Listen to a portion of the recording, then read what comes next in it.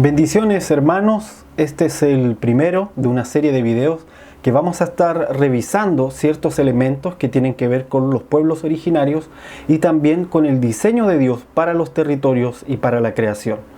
Así que este es el primero y aquí vamos a tratar, creo que es una clave de las cosas que necesitamos entender, vamos a tratar la cosmovisión cíclica que muchos de los pueblos originarios tenían. En esta revisión de la cosmovisión cíclica también vamos a observar cómo Dios estableció para la creación ciertos ciclos, ya que estableció o puso la creación en un espacio-tiempo. También vamos a revisar cómo el agua es importante en los reinicios y cómo esto también tiene un elemento espiritual importante. Luego vamos a mirar los diferentes tipos de aguas que la Escritura nos muestra y vamos a aprender a diferenciarlos.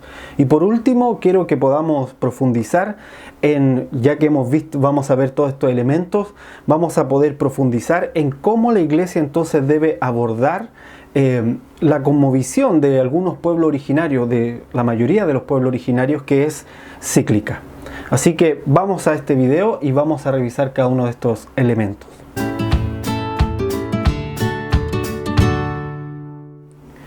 ¿Qué les parece, hermanos, si partimos con Eclesiastés? Y vamos a revisar entonces, como decíamos delante, la cosmovisión cíclica. Poder comprenderla para entonces, desde ese punto, plantear lo que viene entonces con lo eterno a través de Jesucristo. Eclesiastés 1:4 dice: generación va y generación viene, mas la tierra siempre permanece. Sale el sol y se pone el sol y se apresura a volver al lugar de donde se levanta. En estos primeros versículos, en el 4 y el 5, vemos que el predicador, que en este caso pudo haber sido Salomón, el predicador está diciendo que todo lo que está en la creación es cíclico. Y en esta observación, si no está lo eterno, que es lo que le está ocurriendo al escritor de Eclesiastés, no está viendo lo eterno y por lo tanto todo le parece tedioso porque ve que el ciclo comienza, termina, comienza, termina, comienza, termina siempre. Y da estos ejemplos. El ejemplo del sol es importante para él porque, si se acuerdan, los calendarios estaban establecidos por medio de las luminarias. Cuando el Señor estableció las luminarias para regir los tiempos, las estaciones de la tierra, de la creación, entonces los calendarios estaban también regidos así. Muchos de los pueblos originarios tuvieron sus calendarios basados en el movimiento del sol y otros basados en el eje o como eje teniendo los movimientos de la luna. El calendario hebreo, por ejemplo, era un calendario lunar. El calendario que usaban los sacerdotes para establecer las fechas de las fiestas solemnes estaban regidos por la luna y por eso no cuadran con los meses que tenemos nosotros en un calendario occidental romano que estaba regido por el sol. Y muchos de los pueblos originarios de Latinoamérica y de otras etnias tenían esta observación de la luna, del sol e incluso de las estrellas para poder decir cuál era el tiempo de cada cosa.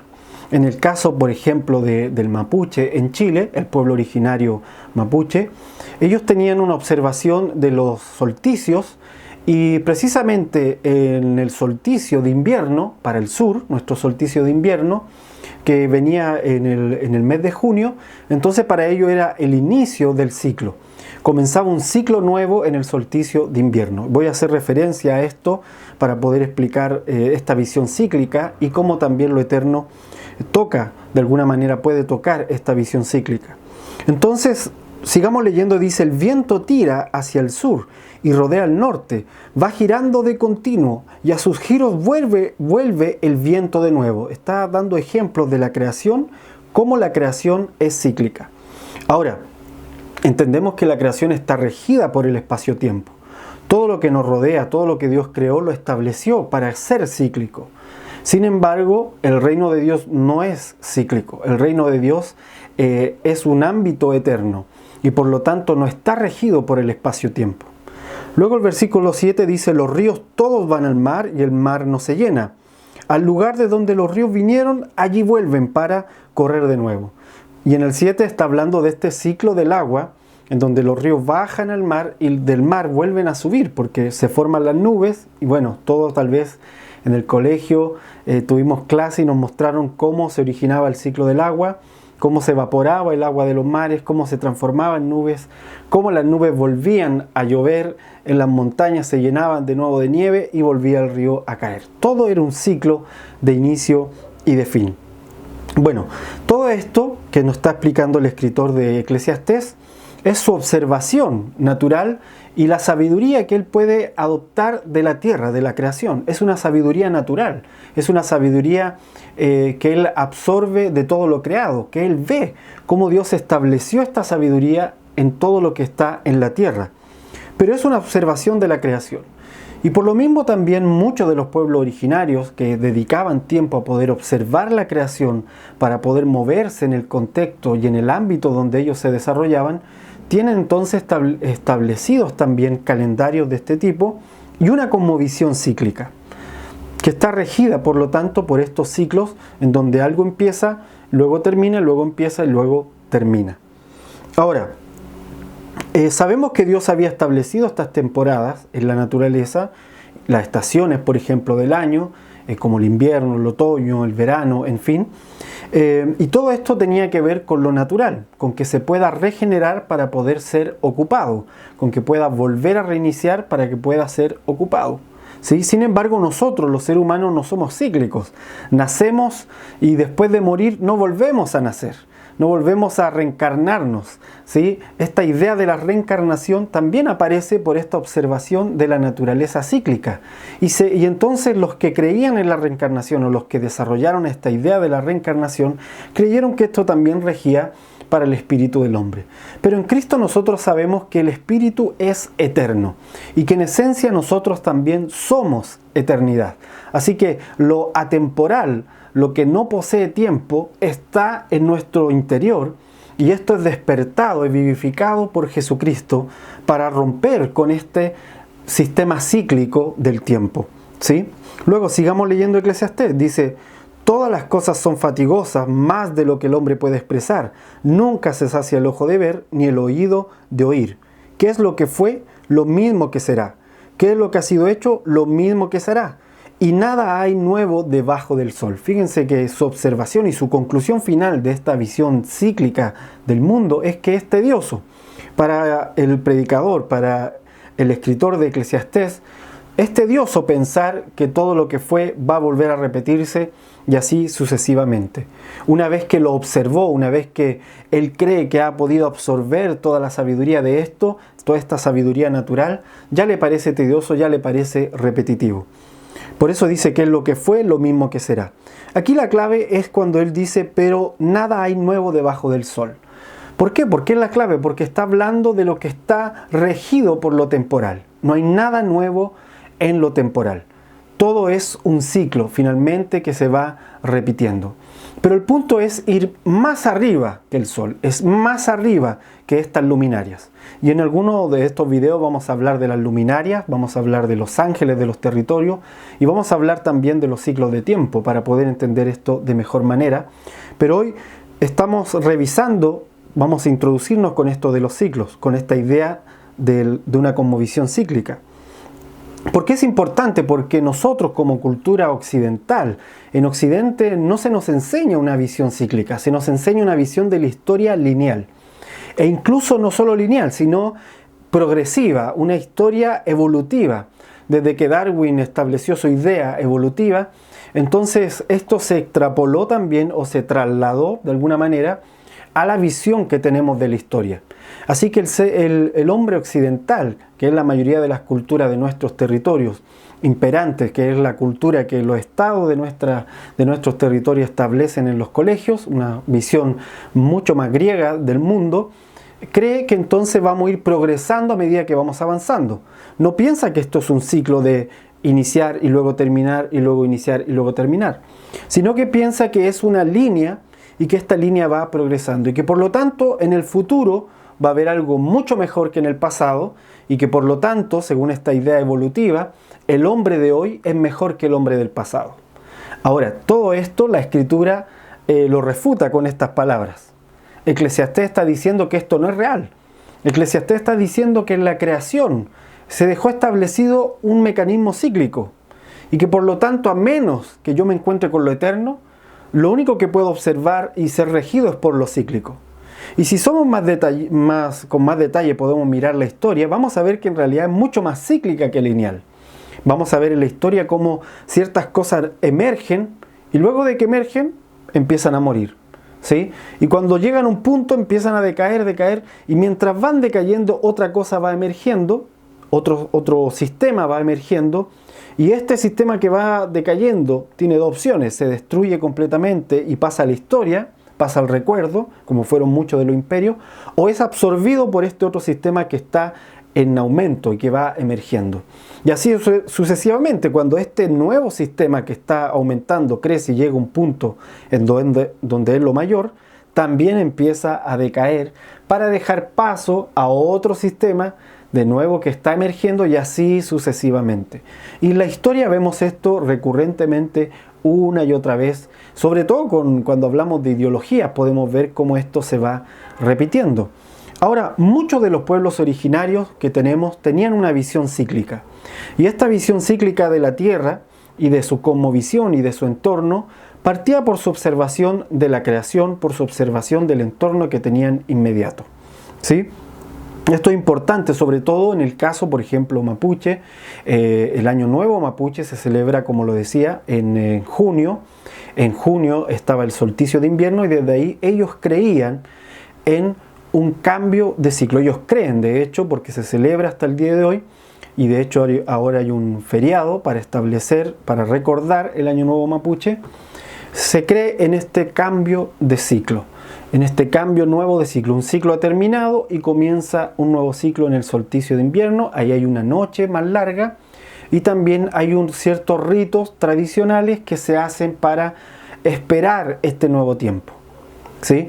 Nuestra celebración, por ejemplo, occidental del Año Nuevo, está regida por las fiestas romanas occidentales antiguas, también por un calendario, en este caso solar. Como decía, los mapuches tienen un calendario más regido por la luna que por el sol. Pero, o un sistema, mejor dicho, de tiempo con más observación a la luna que al sol.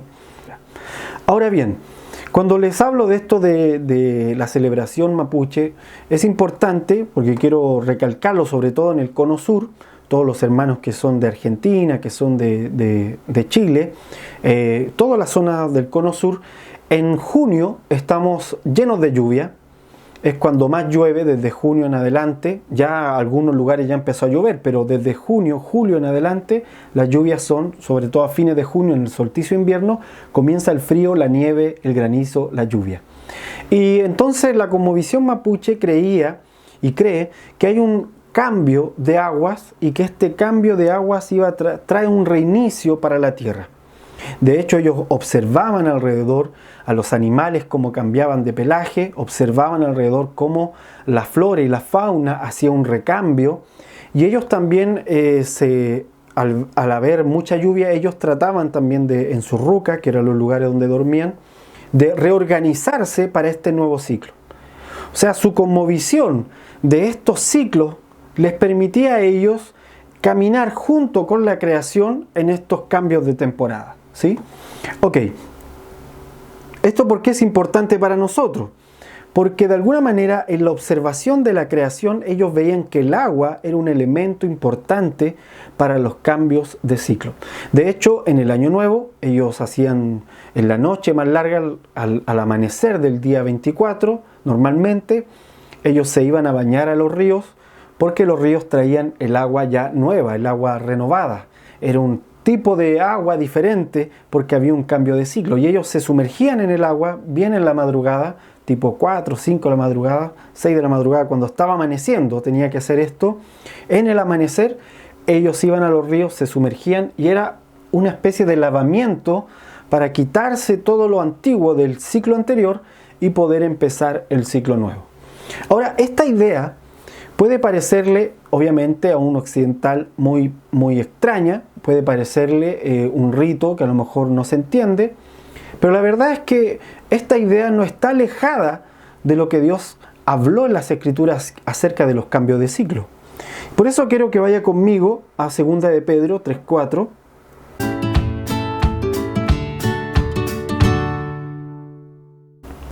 Segunda de Pedro 3:4 dice: y diciendo, ¿dónde está la promesa de su advenimiento? Porque desde el día en que los padres durmieron, todas las cosas permanecen así como desde el principio de la creación. Estos ignoran voluntariamente que en el tiempo antiguo fueron hechos por la palabra de Dios los cielos y también la tierra, que proviene del agua y por el agua subsiste, por el cual el mundo de entonces pereció, anegado en agua. Ok, pero este versículo, lo que está resaltando aquí Pedro, fíjense, le están diciendo dónde está la promesa del advenimiento, porque aquí todas las cosas siguen igual desde el principio. Ese es el reclamo que está haciendo la gente. Dice, ¿dónde está la promesa? Porque desde el día en que los padres durmieron, todas las cosas permanecen así como desde el principio de la creación. O sea, ellos dicen, estos ciclos han permitido, estos ciclos de la tierra continuos, de las estaciones, han mantenido la tierra tal cual como en el principio. Fíjense que aquí, en esa idea, no hay una idea de una historia lineal evolutiva. No hay una idea de una historia que vaya en cambio. Sin embargo, Pedro dice, estos ignoran voluntariamente, estos que dicen que todo sigue igual como de un principio, dice, están ignorando que en el tiempo antiguo fueron hechos por la palabra de Dios los cielos, también la tierra, que provienen del agua y por el agua subsisten. Ya vamos a revisar esto. La tierra provino del agua y por el agua subsiste. Y por lo tanto, por medio del agua es que se generan los reinicios, ¿sí? Que proviene del agua y por el agua subsiste, por lo cual el mundo, dice, por esto, porque el agua es de donde proviene la tierra, dice, por eso es que el mundo de entonces pereció, anegado en agua.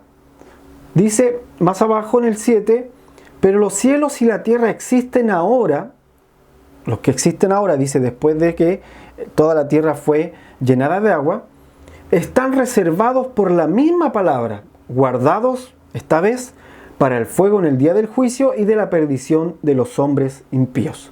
O sea, básicamente Pedro lo que está diciendo es que hubo un mundo que Dios creó y lo hizo por medio del agua. Eso es Génesis 1, donde la Escritura señala que estaban las aguas y el Espíritu se movía sobre la faz de las aguas, y entonces Dios dijo, sea la luz, y comenzó toda la creación. Y Pedro dice que ese fue un mundo.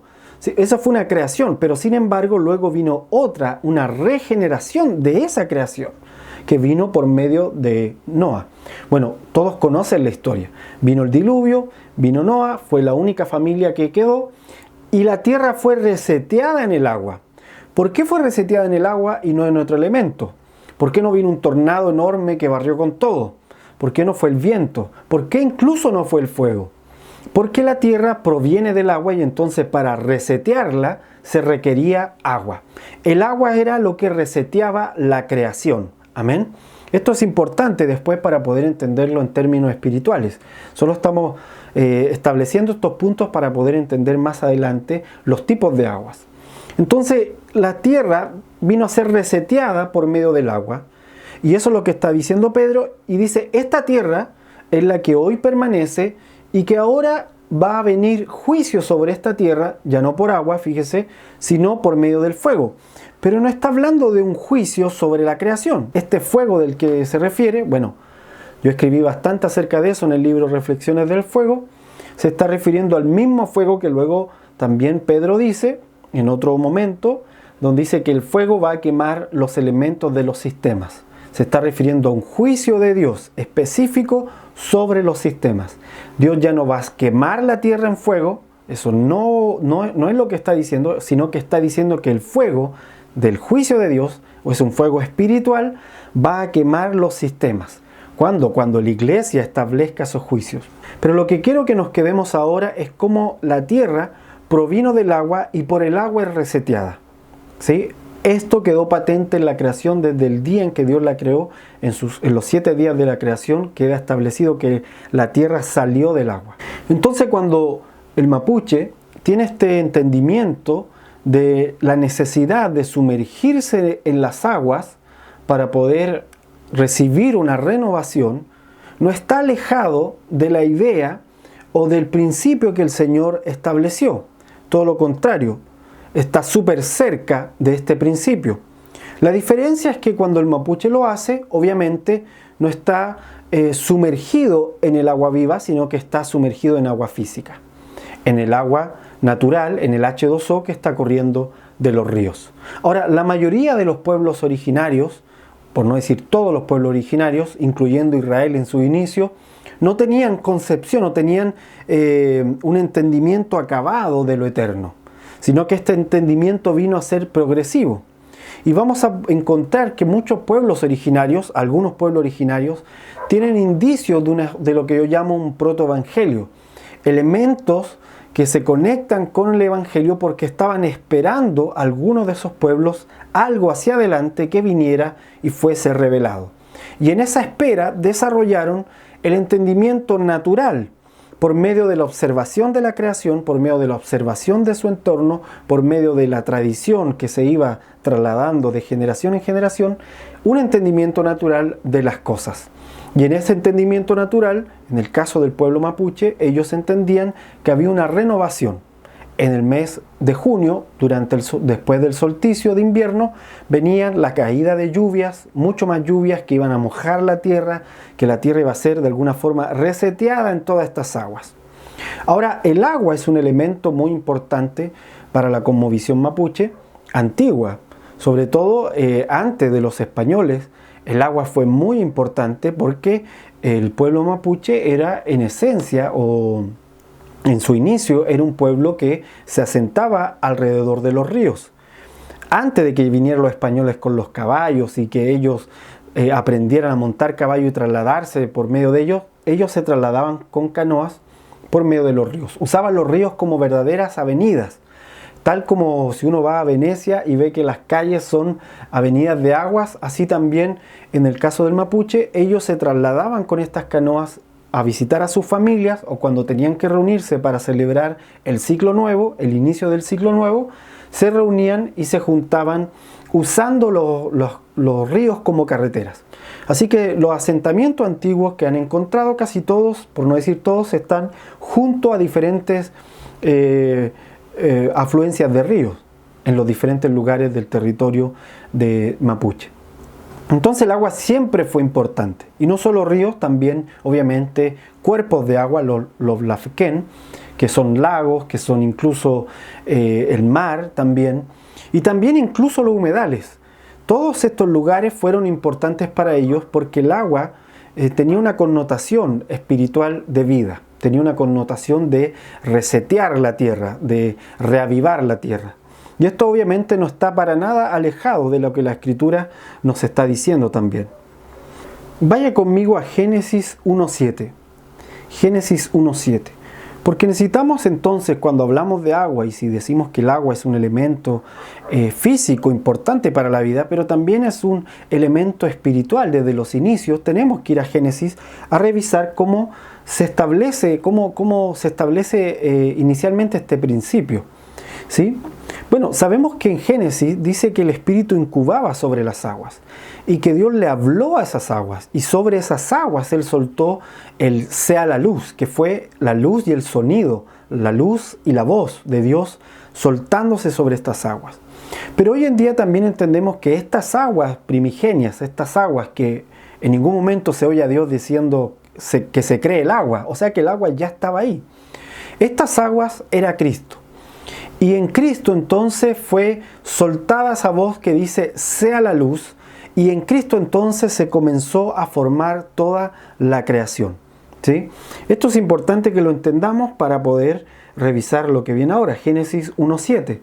Dice, e hizo Dios la expansión y separó las aguas que están debajo de la expansión de las aguas que están sobre la expansión. Todos recordamos que el Señor en algún momento entonces separa las aguas. Y deja las aguas de abajo y deja las aguas de arriba. Y aquí es donde tenemos que entender los tipos de aguas. Porque el agua de arriba, que estaba sobre la expansión, no es ni las nubes, ni es el agua evaporada sobre el cielo.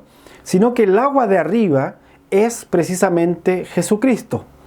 Y que está sobre la expansión. La palabra para expansión se está refiriendo a el lugar donde se iban a ubicar la raquia, donde iba a estar debajo del trono de Dios, el lugar donde se iban a ubicar después las luminarias, que aparece más abajo en el día 4 cuando Dios establece los luminares, las estrellas, y ahí van a estar también los ángeles, ahí van a estar también los ángeles de las naciones, los ángeles de los territorios establecidos en ese lugar.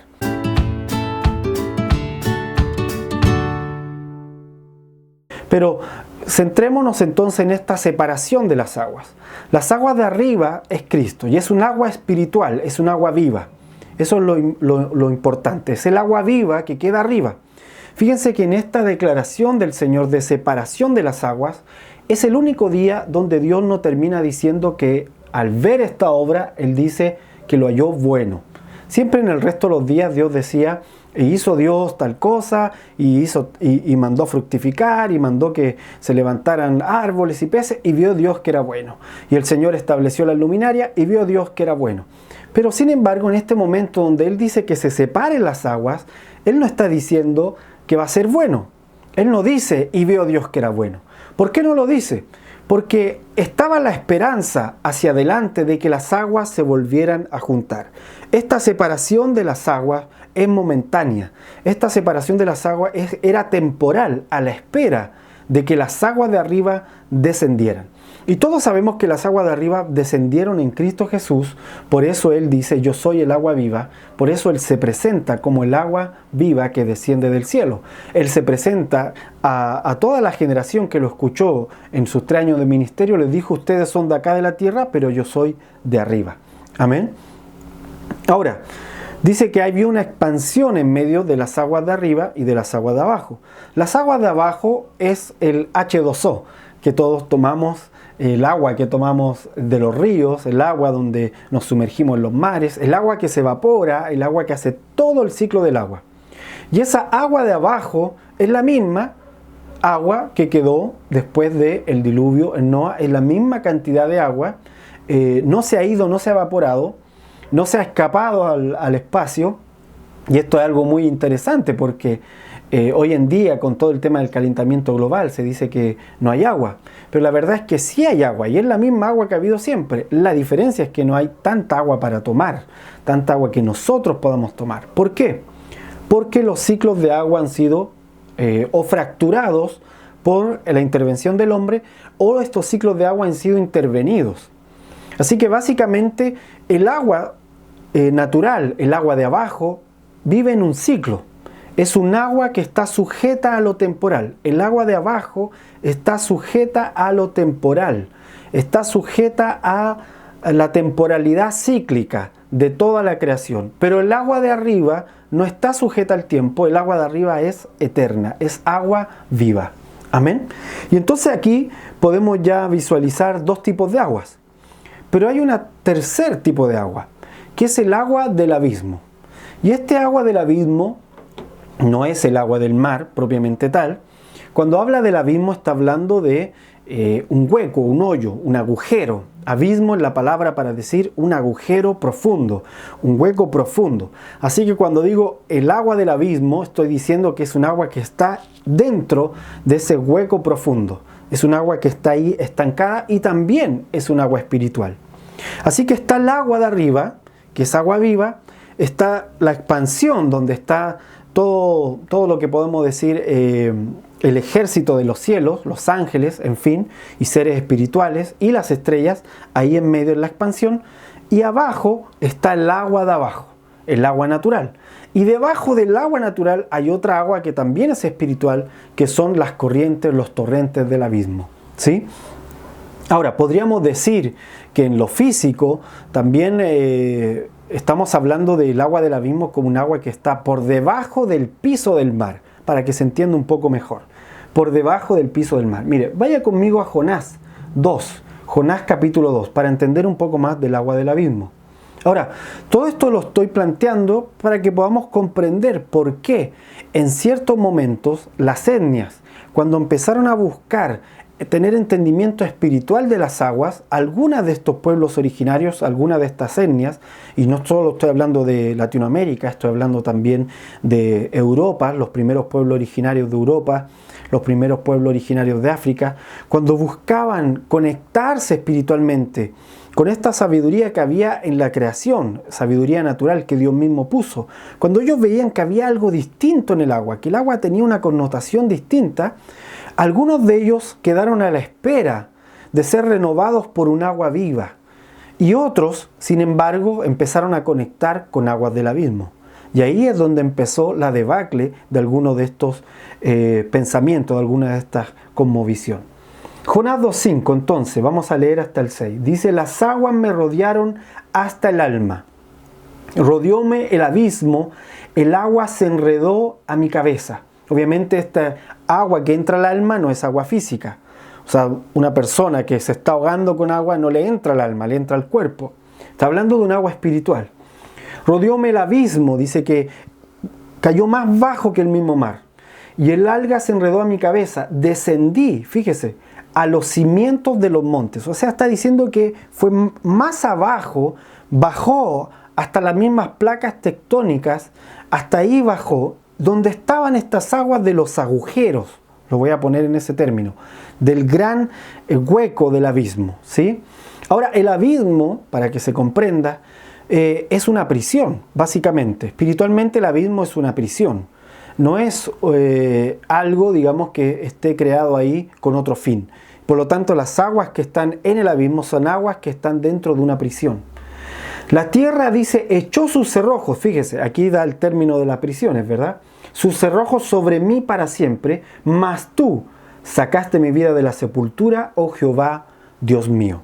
Bueno, cuando estuvimos en nuestro viaje por la Antártida, tuvimos varias confrontaciones con este tipo de aguas que eran del abismo. ¿Por qué? Porque ustedes saben que la Antártida, dice Job, que el abismo es donde el agua se transforma en piedra, donde la faz del abismo, las puertas del abismo, el agua se transforma en piedra. El único lugar donde el agua se endurece es la Antártida, porque es el lugar donde las aguas que bajaron después del diluvio de Noé, usted recordará que en el diluvio de Noé el Señor abrió las fuentes del abismo. Y ahí se partieron seguramente los continentes. Y ahí seguramente también la apertura que uno puede ver en el mar Atlántico fue donde se abrió, porque el mar Atlántico no existía. Y eso es conocimiento general. El mar Atlántico no existía, se partió esa parte de la tierra de las placas tectónicas y salió agua de adentro y entonces se creó este gran mar que es el mar Atlántico que conocemos hoy en día. Y ahí es donde salieron aguas del abismo, aguas que no estaban sobre la superficie, salieron desde lo profundo para inundar todo en el tiempo de Noé.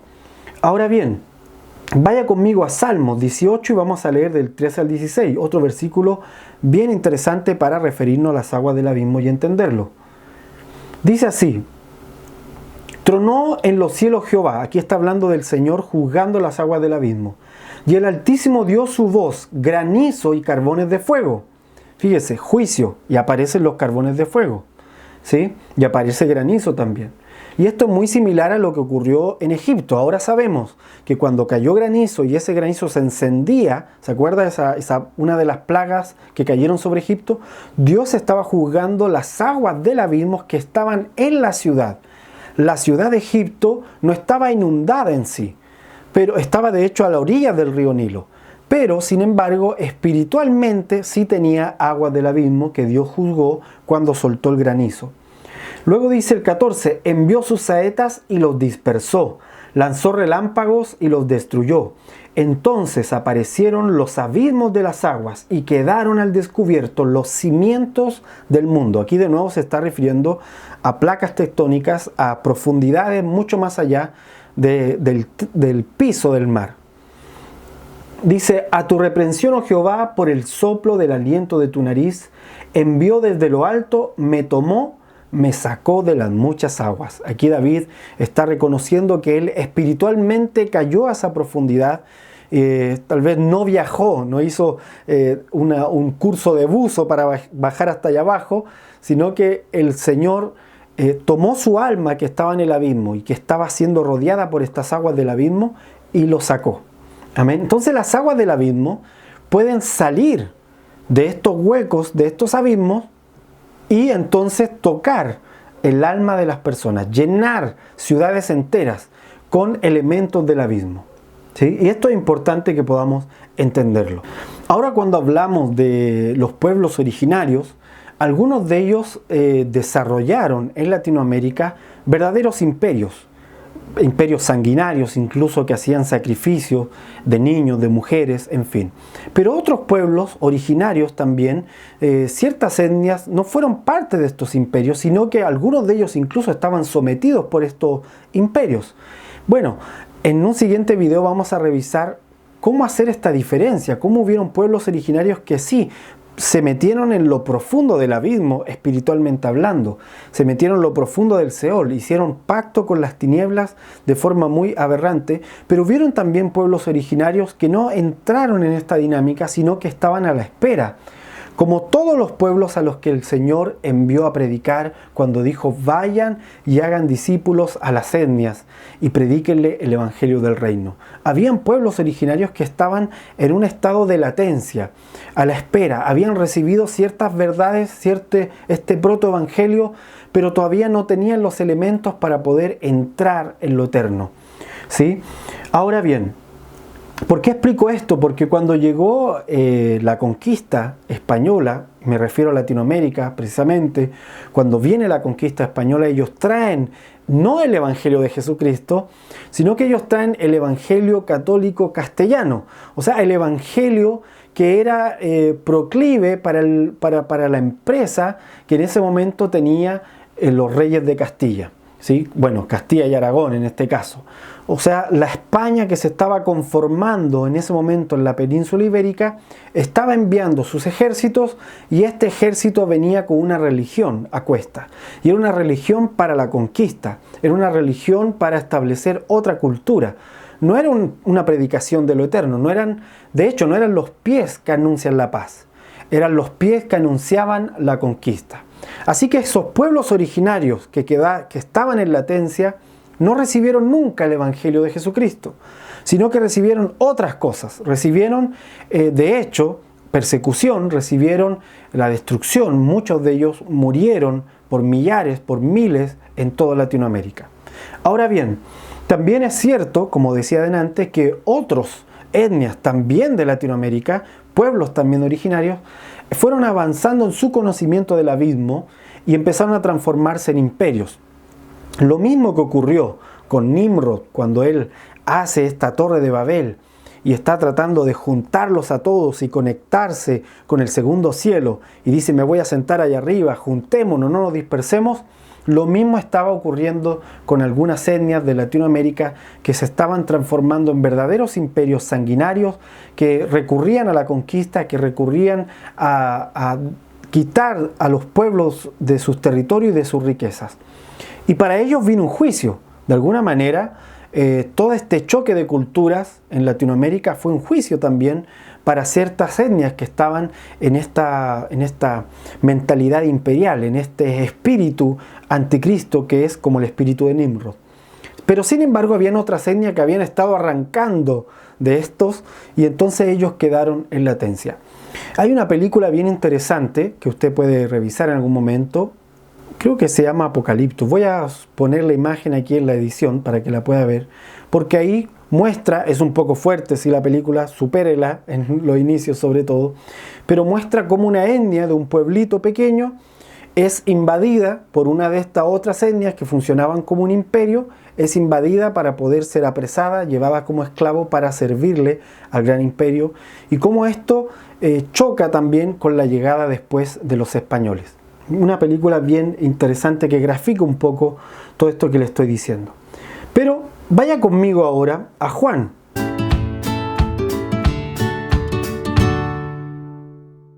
Juan 4, del 6 en adelante. Vamos a leer el encuentro de Jesucristo, que es el agua viva, con la mujer samaritana que está recurriendo al agua natural, al agua de los ciclos, al agua que renueva ciclos, que de hecho renueva lo físico, pero que sin embargo no puede sumergirte en lo eterno. ¿Sí? Esto es muy importante, y preguntándole al Señor con respecto al Año Nuevo Mapuche, preguntándole al Señor con respecto a los cambios de ciclo, los inicios de ciclos naturales que ocurren con las estaciones, el Señor me habló en esta palabra, y creo que grafica los elementos espirituales que estamos viendo. Juan 4:6 dice: y estaba allí el pozo de Jacob. Entonces Jesús, cansado del camino, se sentó así junto al pozo, y era como la hora sexta. Entonces Jesucristo, fíjense, el detalle dice que estaba cansado del camino. Quiere decir que su cuerpo físico, temporal, que su cuerpo de carne, que su cuerpo que suda, que tiene hambre, se cansó. Necesitaba renovarse. Y para renovarse fue a buscar agua. Fue a buscar agua líquida, agua potable que pudiese tomar y renovarlo. Y esto es lo que hacen muchos de los pueblos originarios hoy en día.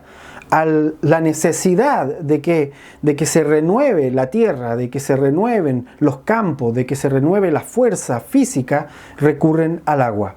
Y nosotros mismos, mucha de la gente cuando va de vacaciones, corre a los lugares con agua, corre al mar, corre a los ríos, corre a los lagos, buscando renovarse. Quizás muchos de nosotros hemos estado cansados físicamente, pero basta con que nos sumerjamos en agua y sentimos de nuevo la fuerza, sentimos la vitalidad que está plasmada en el agua.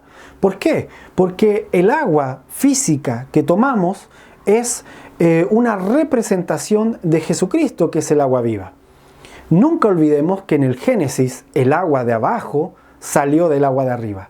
El agua de abajo, que es el agua física, es una manifestación del agua viva. Ahora, aquí vamos a ver cómo en el Génesis 1, cuando dice que se separaron esas aguas, la de arriba y la de abajo, el agua viva y el agua natural, aquí se van a juntar nuevamente en este encuentro del Señor con la samaritana. Entonces el Señor Jesús estaba cansado, necesitaba agua para renovarse físicamente, dice, y vino una mujer de Samaria a sacar agua, y Jesús le dijo, dame de beber. Pues sus discípulos habían ido a la ciudad a comprar de comer. Todo esto es para renovarse físicamente. Dice, la mujer samaritana le dijo, ¿cómo tú, siendo judío, me pides a mí de beber, que soy mujer samaritana? Porque judío y samaritano no se tratan entre sí. Esto es interesante porque aquí ella le dice, tú eres de otra nación, tú eres de otra etnia, tú eres judío, nosotros ya no nos consideran judíos. Usted se acuerda que los samaritanos eran los mezclados, así les decían. Los judíos los menospreciaban porque ellos habían sido de algunas tribus de Israel que se habían mezclado, que habían estado viviendo en la ciudad de Samaria y se habían mezclado a tal punto que ya no eran considerados parte de Israel. Entonces, estos samaritanos no se juntaban con los judíos, se consideraban dos etnias distintas. Llegó a tal la separación que se consideraban dos pueblos distintos. Y entonces la samaritana le dice, tú eres de otro pueblo, ¿cómo me pides agua? Y luego dice el 10, Juan 4:10, respondió Jesús y le dijo, si conocieras el don, o sea, el regalo de Dios, y quién es el que te dice, dame de beber, tú le pedirías y él te daría agua viva. Aquí de nuevo hay otra clave, dice si conocieras el regalo. Y este creo que fue el problema de la forma en que fue presentado el Evangelio 500 años atrás, 200 años atrás, qué sé yo, en los diferentes, dependiendo de la etnia donde fue presentado el Evangelio. Si vino con una empresa de conquista, si vino con un grupo militar que venía a conquistar, lo que se presentó no fue el regalo del agua viva. Lo que se presentó fue otra cultura, fue una religión más, pero no se presentó la puerta abierta hacia lo eterno. Y esto necesariamente tenemos que entenderlo, porque muchas veces nosotros creemos que algunas etnias se están resistiendo al Evangelio, pero la verdad es que ellos se han resistido a religiones, no al Evangelio, se han resistido a culturas externas, pero no al Evangelio, porque cuando el Evangelio de Jesucristo, que es eterno, ¿sí?, que no tiene que ver con ningún tipo de religión específica, que no tiene que ver con una lista de dogmas, sino que tiene que ver con una experiencia viva, con lo eterno, con poder encontrarnos con el Padre de las luces, de quien toma nombre toda familia de la tierra. Cuando eso viene, es un regalo, y todo hombre puede reconocer ese regalo. Amén. Dice, respondiendo Jesús le dijo, si conocieras el don de Dios, y quién es el que te dice, dame de beber, tú le pedirías, y él te daría agua viva. O sea, el agua que quedó en el cielo, el agua que se separó, vendría a ti. Amén. Luego dice, la mujer le dijo, Señor, no tienes con qué sacarla, y el pozo es hondo. ¿De dónde pues tienes el agua viva? Y aquí creo que tenemos que extrapolar un poco, o comparar también para poder entender. La samaritana, su fuente de agua eran los pozos, porque las tierras palestinas y las tierras semitas recurren a los pocos ríos que hay, o que no son tan fuertes como en el caso de Latinoamérica. Hay muchos ríos, Latinoamérica tiene muchísimos ríos y algunos muy grandes, muy extensos, pero la fuente de agua era un pozo en ese momento para la samaritana. Pero para las etnias que vivieron en Latinoamérica, las fuentes de agua eran ríos y eran todo aquello que le estoy nombrando, y entonces ellos recurrían a esos lugares. Luego dice, sigo leyendo, ¿de dónde pues tienes el agua viva? ¿Acaso eres tú mayor que nuestro padre Jacob, que nos dio este pozo del cual bebieron él, sus hijos y su ganado? Fíjese, ¿tú eres mejor que lo que tradicionalmente nuestros ancestros nos enseñaron, de dónde necesitábamos nosotros renovarnos? Eso le está preguntando la samaritana. ¿Acaso tú eres más grande que lo que nuestros padres dieron de beber, fíjense, a nuestros ganados? O sea, ellos sobrevivieron haciendo esto recurrentemente, es que ellos pudieron renovarse. Pero fíjense la respuesta del Señor. El Señor no entra a discutir con ella acerca de esto. No le empieza a decir que es mejor o peor. Le dice, respondiendo Jesús, cualquiera que bebiere de esta agua volverá a tener sed. O sea, esta agua que tienes aquí es una renovación física, es una renovación cíclica. Esta agua natural, ya sea de río, ya sea de lago, la que te sumerge incluso en las vacaciones, como decía antes, es un agua cíclica, es un agua que está sujeta al espacio-tiempo, es un agua que te va a bendecir, pero en lo físico. Sin embargo, le dice, volverá a tener sed, mas el que bebiere del agua que yo le daré no tendrá sed jamás, sino que el agua que yo le daré será en él una fuente de agua que salte para vida eterna. Y la mujer le dijo, Señor, dame esa agua para que no tenga yo sed ni venga aquí a sacarla. Jesús le dijo, ve, llama a tu marido y ven acá. Y respondió la mujer y dijo, no tengo marido. Jesús le dijo, bien has dicho, no tengo marido, porque 5 maridos has tenido y el que ahora tiene no es tu marido. Esto has dicho con verdad. Y esto tiene que ver mucho también con los pueblos originarios de hoy. Porque muchos de estos pueblos han tenido muchos líderes, han tenido mucha gente que ha dicho yo soy tu respuesta. Y es lo que le pasaba a la mujer samaritana. El Señor le dijo, ok, ¿quieres conocer esto? Ve a buscar a tu líder, ve a buscar a quien es la cabeza, ¿verdad? A quienes tú sigues tu orden. Y ella le dice, no tengo uno. Y ella le dice, bien has dicho, porque has tenido varios y ninguno de ellos ha sido el verdadero. Y luego empieza una conversación entre Jesús y la samaritana bien interesante. Porque ella le dice, ustedes dicen, los de tu etnia dicen que en tal lugar hay que adorar. Pero los de mi etnia dicen que hay que adorar en tal otra parte. ¿Se acuerdan esa discusión del monte? Dice, los samaritanos dicen en este monte y ustedes dicen en Jerusalén. Y la respuesta de Jesús es, mira, viene la hora que ni en Jerusalén ni en el monte que tú dices se va a adorar, sino que el Padre va a buscar adoradores y van a ser finalmente, y ahí está el agua viva, los hijos los que van a adorar al Padre en espíritu y en verdad. O sea, que todos estos elementos que tenían que ver con la creación, del cual se tomaron los pueblos originarios para tratar de entender el mundo espiritual, algunos de ellos terminaron cavando y yendo hacia lo profundo del abismo, siendo arrestados por el abismo, siendo encarcelados por el abismo. Otros llegaron a hacer pactos con ciertos espíritus hasta crear estos imperios destructivos de sangre, que les pedían ciertos ritos sanguinarios. Sin embargo, hubieron etnias que no entraron en esa dinámica, pero que sí tenían un entendimiento natural de los ciclos de la tierra, de este elemento que necesitaban regenerarse. Y tenían este entendimiento, pero nunca pudieron acceder al agua viva, no pudieron acceder al agua eterna, porque el agua eterna está por sobre el espacio-tiempo, está por sobre todo lo que tiene que ver con ser regidos por el tiempo natural. Amén.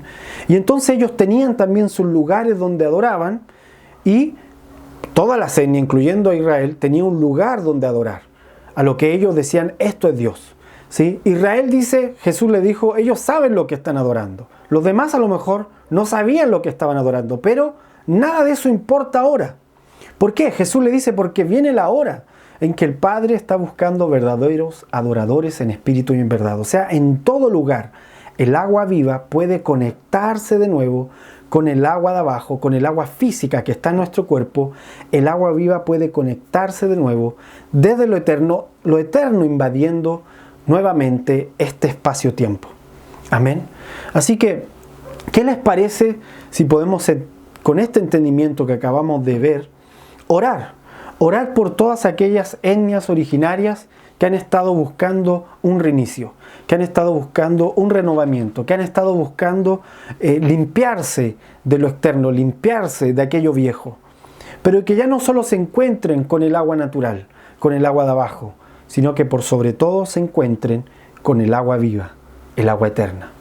Sean muy bendecidos. Tu adoración está incrementando la profundidad del agua. Y mientras abres tu boca, los ángeles te llenan de agua.